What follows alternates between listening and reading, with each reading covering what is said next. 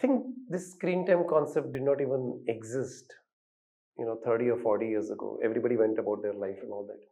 But a recent research showed that 90+% of the population in the world has some form of screen, mobile, or whatever be the case. And more than 90% of those are on screen one way or the other. But when you look at the screen, the distance between the screen and the eye is just constant all the time. And we're not born genetically wired to constantly look at the fixed distance. When you do that, your blinking rate also goes down, the eyes get dry.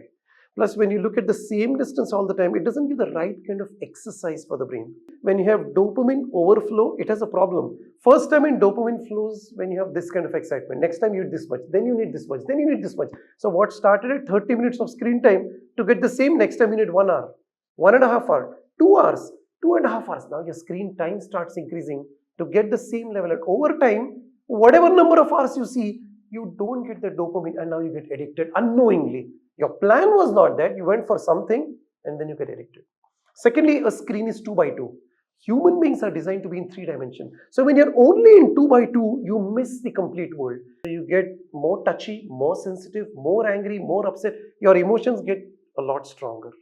Third, you lose the space to open up.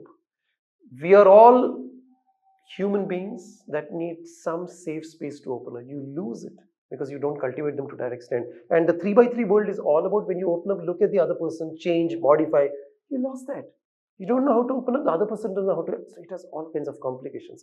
So from relationships to being sensitive to expressing of emotions to experiences the same thing very, very strongly, it has a lot of impact. There's a lot amount of data on social media, on LinkedIn, for that matter on Instagram. But you need to be careful, what are you scrolling for? The moment you find yourself scrolling for the sake of it, versus I go with the problem, I search it, I learn, I move on.